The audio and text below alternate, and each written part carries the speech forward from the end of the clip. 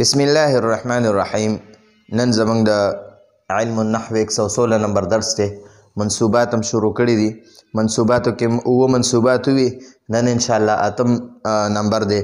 اتم نمبر منصوباتو کې ان او د ان د اخواتو اسم دا منصوب وي.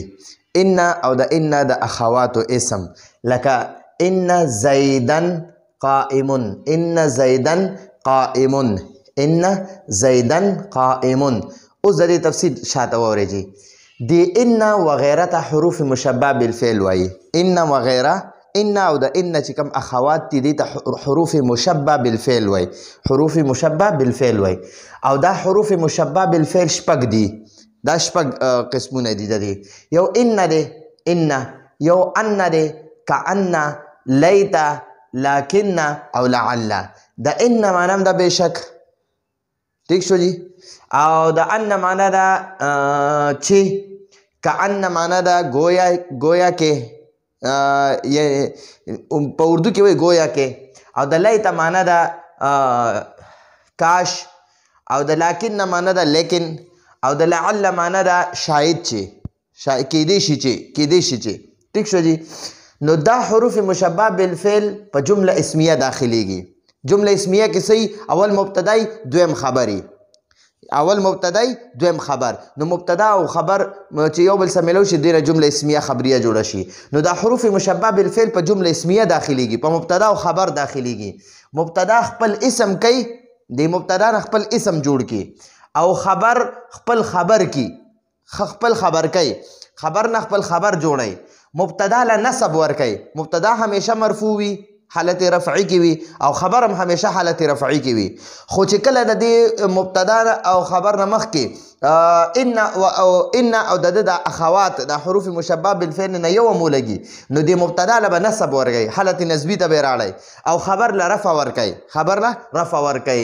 لکه ګوره جی دا دی الله علیم، الله مبتدا علیم خبر. نو د الله علیم نه مخکې ان ولګېدو، نو هغه الله چې وکنه هغه الله کو دې ته وګوره دی له نسب ورکو. ٹھیک شو. نو دې ته مونږ اوس مبتدا او خبر نشو ویلې. دې ته به مونږ الله ته به مونږ وایو د ان اسم، او علیم ته به وایو د ان خبر. ٹھیک شو. دقشن علمت ان الرجل نائم. علمت ما ته پته ولګېده. ٹھیک شو. ما ته پته ولګېده ان الرجل چې یقینا سړی نائم اوده دی. ٹھیک شو. د دې ان معنا به موږ کوو چې. نو ګوره د ان چې دی که نه د الرجلو دا مبتدا و، دلې نسب ورکو. دا وګورئ نسب یې ورله ورکو. ښه کأن نه دی، کأن ګوره دا اصل کې و زیدون اسدن. زید شیر دی، زید شیر دی. شیر نه مطلب دلته بهادر دی، بهادر. نو زید شیر دی. نو د دې زیدون نه مخکې کأن ولګېدو، نو دا زیدون چې و هغه زیدن کو. دې ته وګوره نسب یې ورله ورکو. ٹھیک شوه. لیته نه دی، لیته دا حرف مشبه بالفعل دی. دا دی الشباب راجعون. الشباب راجعون ځواني واپس راتلونکې ده. نو اوس ګوره دا لیته ته مخکې ګو هغه الشباب چې و هغه شبابکو. لیت الشباب راجعون، کاش چې ځواني واپس راشي، راتلون کې وي.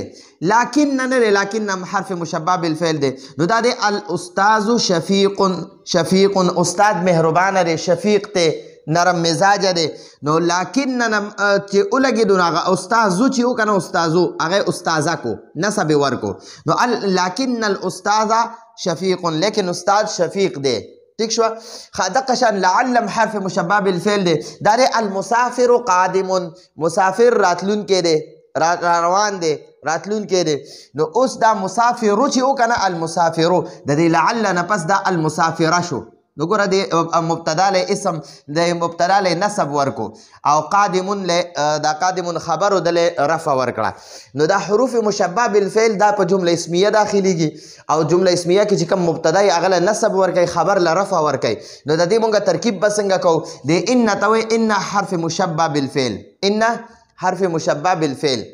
دې ته وایي ان حرف مشبه بالفعل. دا الله چې دی، الله دا د ان اسم دی. ان د ان اسم او دا علیم چې دا د ان خبر د ان خبر ان د خپل اسم او خبر سره جمله اسمیه خبریه شو جمله اسمیه خبریه شو ٹھیک شو جی دا علمتو پدې کې دا علمه فعل دی دا تو ضمیر مرفوع متصل دا پکې فاعل دی ان حرف مشبہ بالفعل حرف مشبہ بالفعل الرجل دا رجل چې دا ان اسم او نائمون دا ان خبر دا ان خبر نو ګورئ فعل خا دا ان چې ان د خپل اسم ان د خپل اسم او خبر سره ان د خپل اسم او خبر سره جمله اسمیه خبریه شو او دغه جمله اسمیه خبریه چې دا اوس مفعول به شو نو فعل د خپل فاعل او مفعول به سره فعل د خپل فاعل او مفعول به سره جمله فعلیه خبریه شو ٹھیک شو جی کأن نره کأن دا حرف مشبہ بالفعل دی کأن سشره حرف مشبہ بالفعل دا زیدن د کأن اسم او اسدن د کأن خبر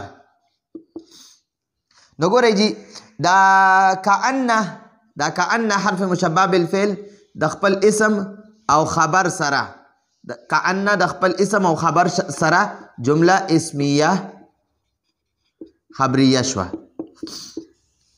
لیت حرف مشبہ بالفعل حرف مشبہ بالفعل الشباب د لیت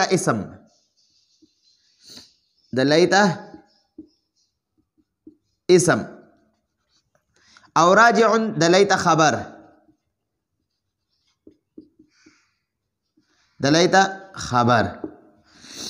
لیت حرف مشبہ بالفعل د خپل اسم او خبر سره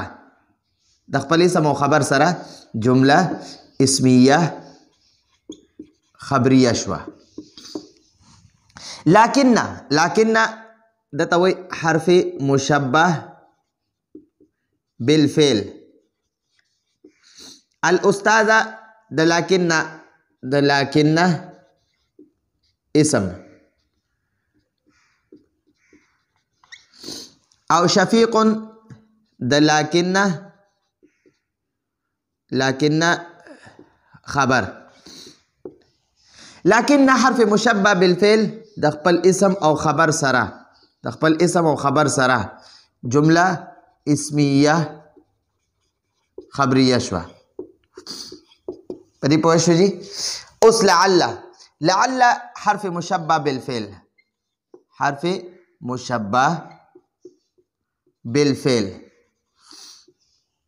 المسافر د حرف مشبہ لعل اسم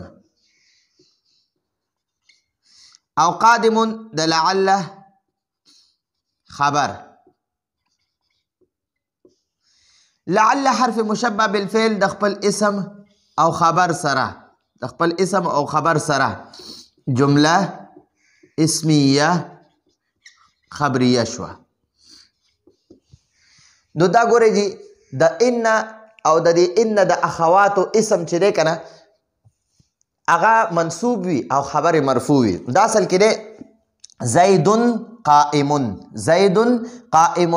زید ادریدون کې دی زید ولاړ دی زید قائم زید ولاړ دی یا زید ادریدون کې دی نو دا زید مبتدا دی او قائم خبر دی زید مبتدا قائم خبر نو د دې مبتدا نه مخکې ان حرف مشبہ بالفعل لګیرو هغه زیدون چې وکنه هغه زیدن کو وګورئ دا مبتدا چې هغه له نسب ورکو نو بیا به مونږ دته مبتدا او خبر نه وایو دا چې کوم له نسب ورکړی دته به مونږ د ان اسم وایو او چې کوم خبر دی هغه ته به د ان خبر وایو نو ان د خپل اسم او خبر سره جمله اسمیه خبریه شوه مخکې خو به مونږ وایو مبتدا د خپل خبر سره جمله اسمیه خبریه شوه اوس په داسې نه وایو اوس به چې کله ته حروف مشبه بالفعل مخکې ولګي که نه نو موږ به وایو ان د خپل اسم او خبر سره ان د خپل اسم او خبر سره جمله اسمیه خبریه شوه دا د حروف مشبه بالفعل درس راتلونکي درس پر اجازت غواړو هذا هو المرام والله اعلم بحقيقة الكلام